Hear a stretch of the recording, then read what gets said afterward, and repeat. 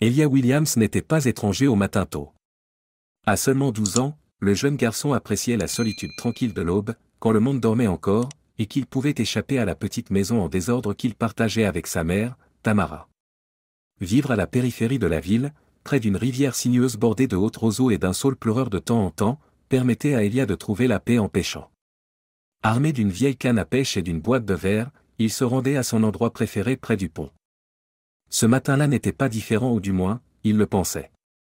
Le soleil n'était pas encore levé et le ciel était peint de teintes de bleu profond et de gris. Les seuls bruits étaient le chant des grillons et le léger bruissement des feuilles dans la brise douce. Elia venait juste de lancer sa ligne quand le bourdonnement lointain d'un moteur attira son attention. Il se tourna pour voir une voiture noire élégante s'approcher du pont au-dessus de lui. Avant de continuer, n'oublie pas de t'abonner à la chaîne et de mettre un like. Au fait, de quelle ville nous regardes-tu? Écris-le dans les commentaires, ça nous intéresse. La curiosité d'Elia était piquée. Ce n'était pas souvent que quelqu'un passait si tôt, et quelque chose dans les mouvements lents et délibérés de la voiture semblait étrange. Il plissa les yeux à mesure que le véhicule s'arrêtait au milieu du pont. La porte du conducteur s'ouvrit et un homme grand en costume affûté en sortit. Elia se coucha instinctivement derrière un buisson, son cœur battant. Il observa l'homme se diriger vers la porte arrière, l'ouvrir et commencer à tirer quelque chose ou quelqu'un de la voiture. Les yeux d'Elia s'écarquillèrent d'horreur lorsqu'il comprit ce qui se passait. L'homme en costume traînait un homme plus âgé, inerte et inconscient, de la banquette arrière. La tête de l'homme âgé pendait à un angle étrange, le sang tachant le col de sa chemise blanche impeccablement propre. Pendant un instant, Elia resta figé, incapable de traiter ce qu'il voyait. Puis, avec une précision glaciale, l'homme en costume souleva l'homme plus âgé par-dessus la rambarde du pont. L'éclat de l'impact résonna dans l'air calme du matin lorsque le corps inconscient toucha l'eau et commença à couler. Les instincts d'Elia se mirent en marche. Il lâcha sa canne à pêche et se précipita vers la rive. Le courant était rapide, mais il pouvait voir le corps de l'homme dériver en aval. Sans une seconde de réflexion, Elia plongea dans l'eau froide. L'étreinte glacée de la rivière faillit lui couper le souffle, mais il persista, nageant de toutes ses forces. Ses petites mains saisirent le bras de l'homme, et il lutta pour le ramener à la surface. L'homme plus âgé était lourd et inerte, mais Elia refusa de le lâcher. Après ce qui sembla être une éternité, Elia réussit à traîner l'homme sur le rivage. Essoufflé, il s'effondra à côté de lui. La poitrine de l'homme plus âgé se soulevait et s'abaissait faiblement, mais son visage était pâle, et une profonde entaille sur sa tête continuait de saigner. Elia lui secoua l'épaule, essayant de le réveiller, mais l'homme ne fit qu'un faible gémissement. Elia savait qu'il ne pouvait pas le laisser là. Rassemblant toutes ses forces, il fit se lever l'homme et lui passa son bras autour de ses épaules. Pas à pas, dans une agonie silencieuse, il guida l'homme loin de la rivière, en direction de sa petite maison. Le soleil commençait tout juste à se lever lorsqu'Elia arriva à la porte. Il la donna un coup de pied, surprenant sa mère qui sirotait sa première tasse de café. « Elia » s'exclama Tamara en se levant précipitamment. « Que s'est-il passé ?»« Maman, j'ai besoin de ton aide » souffla Elia. « Je l'ai trouvé dans la rivière. Quelqu'un a essayé de le tuer. » Les années de Tamara en tant que vétérinaire l'avaient préparée à agir rapidement en cas d'urgence. Sans hésiter, elle aida Elia à installer l'homme sur le canapé. Elle examina sa blessure, murmurant entre ses dents en rassemblant des bandages et de l'antiseptique. « Qui est-il » demanda Tamara en jetant un coup d'œil à son fils. « Je ne sais pas » avoua Elia, encore tremblant. « Mais quelqu'un a essayé de le tuer. Je l'ai vu faire. » Tamara regarda l'homme inconscient, puis se tourna vers son fils.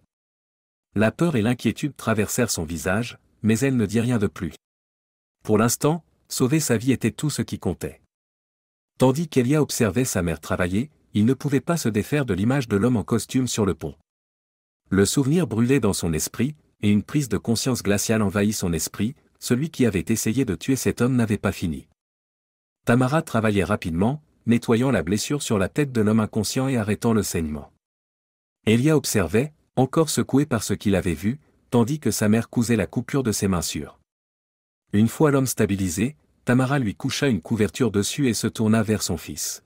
« Elia, dit-elle fermement, tu dois me dire tout ce que tu as vu. » Elia raconta les événements sur le pont, la voiture noire, l'homme en costume, et comment il avait traîné la victime inconsciente hors du véhicule et l'avait jetée dans la rivière. Le visage de Tamara devint pâle à mesure qu'elle écoutait, mais elle resta calme. Cet homme n'a pas juste été laissé pour mort, dit-elle. Celui qui a fait ça voulait s'assurer que personne ne le retrouverait. L'homme resta inconscient pendant 2 jours, son corps affaibli par le traumatisme. Tamara veilla sur lui, surveillant ses signes vitaux et gardant Elia à la maison pour éviter les questions. Ils convinrent de ne rien dire à personne pour l'instant, redoutant ce qui pourrait se produire si les personnes qui avaient tenté de le tuer découvraient qu'il était en vie. Finalement, le 3e matin, l'homme remua. Ses yeux s'ouvrirent en papillonnant, la confusion obscurcissant son regard. Tamara se précipita à son côté. « Monsieur, vous êtes en sécurité » dit-elle doucement. « Vous êtes chez moi. Mon fils vous a trouvé dans la rivière et vous a ramené ici. » L'homme tenta de parler, mais sa voix était rauque. Tamara lui offrit de l'eau, qu'il but lentement. « Où suis-je » demanda-t-il d'une voix brisée. Elia s'approcha. « Nous sommes à l'extérieur de la ville, près de la rivière, » dit-il. « J'ai vu quelqu'un vous jeter du pont. Je vous ai sorti de l'eau. » Le visage de l'homme se contracta alors qu'il essayait de se rappeler ce qui s'était passé. Il se frotta les tempes, grimaçant de douleur. Lentement, des fragments de mémoire commencèrent à revenir. « J'étais dans une voiture, » dit-il, la voix tremblante. « Avec mon frère. On se disputait à propos de quelque chose. Et puis... » Son front se plissa alors qu'il s'interrompait. « Vous n'avez pas à vous précipiter, » dit Tamara. « Reposez-vous pour l'instant. » Le lendemain, l'homme retrouva des forces et commença à reconstituer les événements qui l'avaient conduit à cette expérience proche de la mort. Il se présenta sous le nom de Victor Bennett, un homme d'affaires riche. À mesure que sa mémoire s'éclaircissait, il se confia à Tamara et Elia, son jeune frère, Marcus, l'avait trahi. Victor révéla qu'il avait découvert que Marcus détournait des millions de dollars de l'entreprise familiale, transférant l'argent dans des comptes offshore pour financer des opérations illégales. Lorsque Victor l'avait confronté, Marcus avait prétendu accepter un règlement, mais en réalité, il avait organisé son élimination définitive. Tamara et Elia écoutaient en silence, abasourdis, tandis que Victor parlait. La réalité de ce dans quoi il s'était impliqué les frappait comme une vague. « Vous m'avez sauvé la vie » dit Victor, en regardant Elia avec gratitude. « Mais Marcus ne s'arrêtera pas. S'il découvre que je suis en vie, il essaiera de nouveau et il viendra après ceux qui m'ont aidé. » Le poids de ces paroles pesait lourdement dans la pièce. Tamara savait qu'il ne pouvait pas encore aller à la police. Quoi qu'il en soit, Marcus avait les ressources et le pouvoir de toujours garder une longueur d'avance sur la loi. Victor prit une décision cette nuit-là. « Je dois disparaître, » dit-il. « Mais d'abord, je dois m'assurer que la vérité éclate. Si quelque chose m'arrive, les preuves contre Marcus doivent parvenir aux autorités. » Il remit à Tamara une clé USB contenant des fichiers compromettants qu'il avait collectés sur les opérations de Marcus. « Si je ne survis pas, » dit-il, « emmenez ça à la police. C'est la seule façon de l'arrêter. » Tamara accepta à contre-ségur, bien que la peur la saisit à l'idée de ce qui pourrait arriver.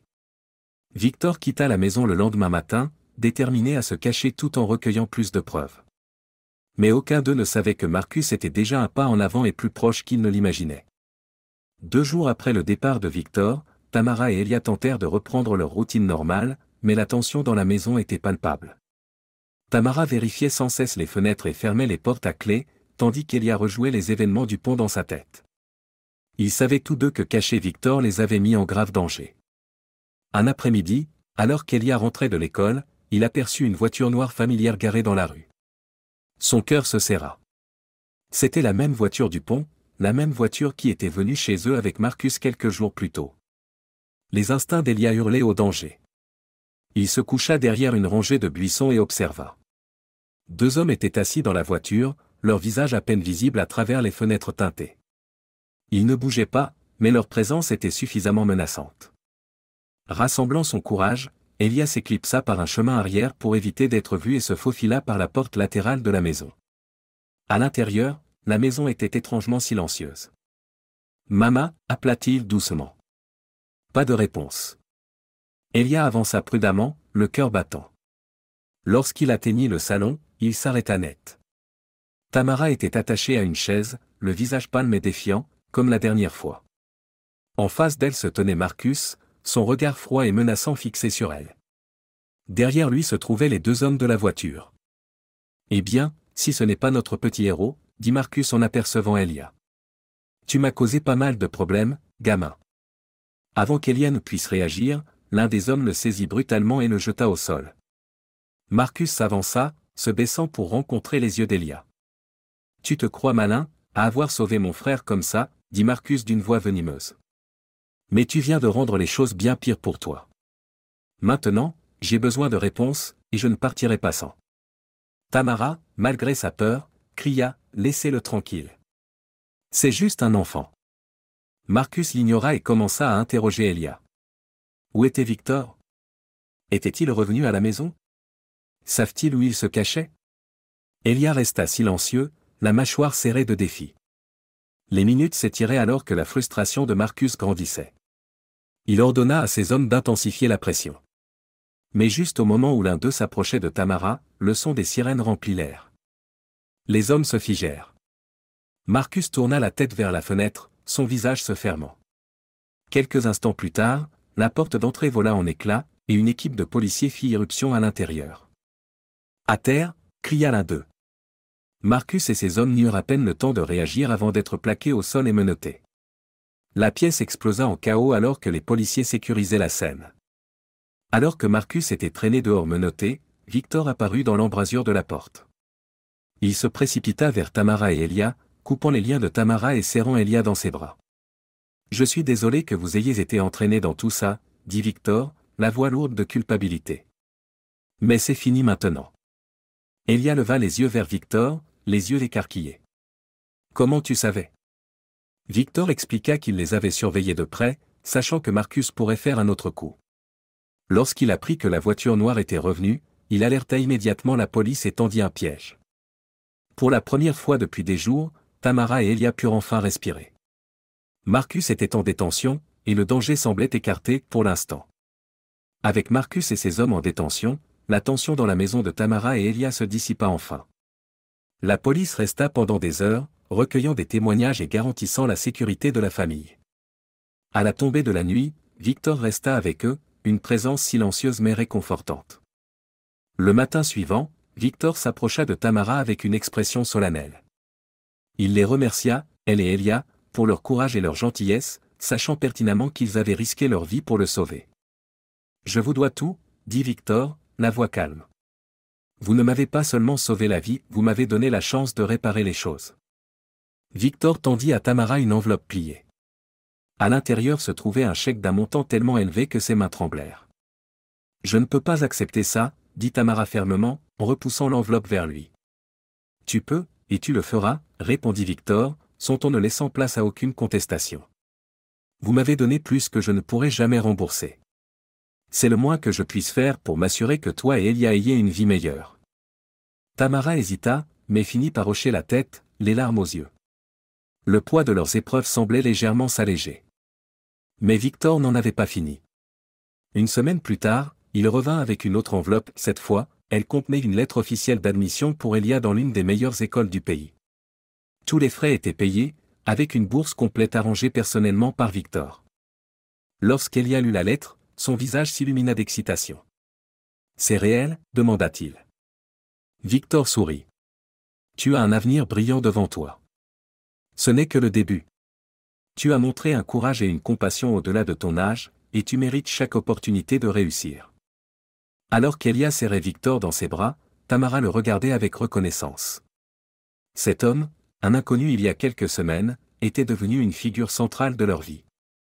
L'histoire de Victor n'était pas terminée, cependant. Quelques mois plus tard, le procès contre Marcus commença. Le témoignage de Victor et les preuves qu'il avait rassemblées garantirent un verdict de culpabilité. Marcus fut condamné à plusieurs décennies de prison pour ses crimes, dont la tentative de meurtre et la fraude. La justice avait été rendue.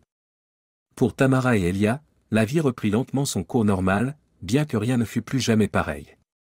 Les événements avaient laissé une marque indélébile sur eux, mais ils en étaient sortis plus forts. Elia travailla dur à l'école, déterminé à tirer parti des opportunités que Victor lui avait offertes. Un soir, alors que la famille était réunie, Tamara se tourna vers Elia et dit « Tu as sauvé la vie d'un homme ce jour-là, mais tu as aussi sauvé la nôtre. » N'oublie jamais la puissance de faire ce qui est juste. Elia hocha la tête, une détermination silencieuse dans les yeux. Il savait que son voyage ne faisait que commencer, mais il était prêt à affronter ce qui viendrait ensuite. Le procès de Marcus Kane, le frère cadet de Victor, fut un spectacle qui attira l'attention du public. Les médias couvrirent l'affaire sans relâche, le milliardaire trahi par son propre sang, la tentative de meurtre, et le réseau de crimes financiers que Marcus avait orchestré. Victor prit la parole pendant le procès, livrant un témoignage calme mais accablant.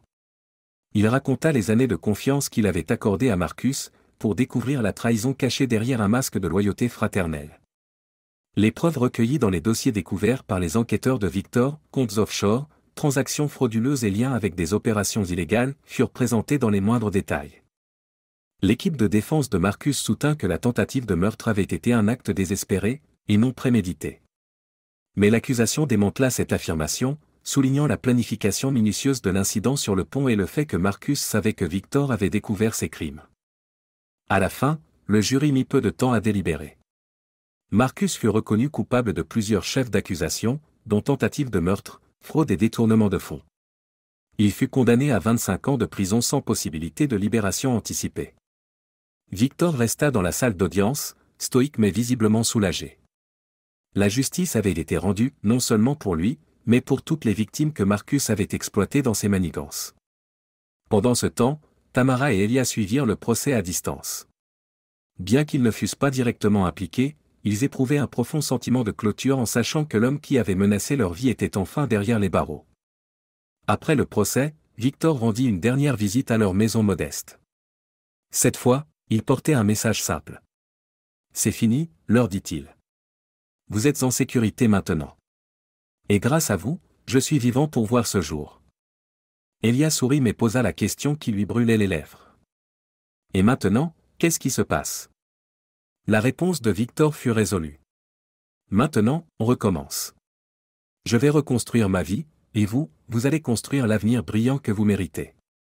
La justice n'efface pas ce qui est arrivé, mais elle nous donne la chance d'aller de l'avant. » Alors que Victor s'éloignait ce jour-là, Tamara et Elia ressentirent qu'un nouveau chapitre commençait dans leur vie.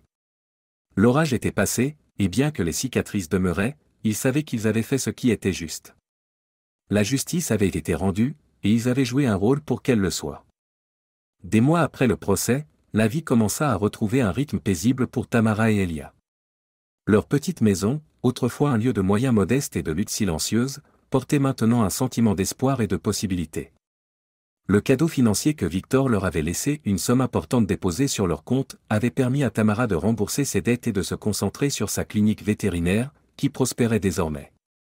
Un après-midi, une voiture noire élégante s'arrêta devant leur maison, mais cette fois-ci, elle ne suscita pas de peur. En sortit Victor Kane, vêtu d'un costume décontracté, tenant une enveloppe scellée. Elia l'accueillit avec curiosité. « Monsieur Kane, qu'est-ce qui vous amène ici ?» Victor sourit chaleureusement et tendit l'enveloppe à Elia. « C'est pour toi, dit-il. » À l'intérieur, Elia trouva une lettre officielle provenant de l'une des universités les plus prestigieuses du pays. C'était une offre de bourse complète pour Elia, couvrant les frais de scolarité, l'hébergement et les frais de subsistance. Les yeux d'Elia s'écarquillèrent d'incrédulité en lisant les détails. « Je voulais m'assurer que ton courage ne m'ait pas seulement sauvé, mais qu'il t'ait aussi construit un avenir, expliqua Victor. C'est un cadeau que tu as bien mérité. » Elia, stupéfait, regarda sa mère. Les yeux de Tamara se remplirent de larmes de fierté et de gratitude. « Merci, dit-elle, la voix tremblante. Victor hocha la tête. « Je te devais ma vie. Le moins que je puisse faire, c'est t'aider à sécuriser la tienne. » Des mois plus tard, Elia se tenait sur le campus de sa nouvelle université, prêt à entamer un voyage qui, autrefois, lui paraissait impossible. Les défis qu'il avait affrontés, la peur, le danger, le poids de l'injustice l'avaient forgé en quelqu'un qui comprenait la valeur du courage et de faire ce qui est juste. Victor continuait de reconstruire sa vie, veillant à ce que son entreprise soit plus forte et plus éthique qu'auparavant. Lui et Elia restèrent en contact, formant un lien qui transcendait leur rencontre initiale et improbable. Alors que le soleil se couchait sur l'université, Elia se tenait droit, regardant l'avenir. Son voyage était loin d'être terminé, mais il était prêt à l'affronter, armé de la certitude qu'il avait fait une différence, et que même les plus petits actes de bravoure pouvaient mener à un nouveau départ. N'oubliez pas de vous abonner à notre chaîne et de liker cette vidéo pour nous soutenir.